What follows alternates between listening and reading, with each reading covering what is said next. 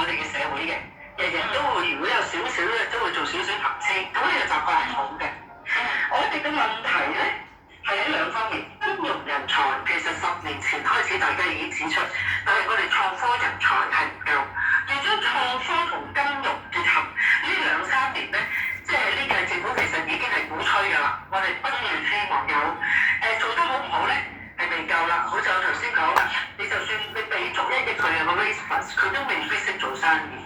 其實你係要撥呢啲人咧，佢係肯咧係跟啲初創嘅企業。咁你創科就係我哋其中一樣嘢好想啦。創科裏邊其中一個係環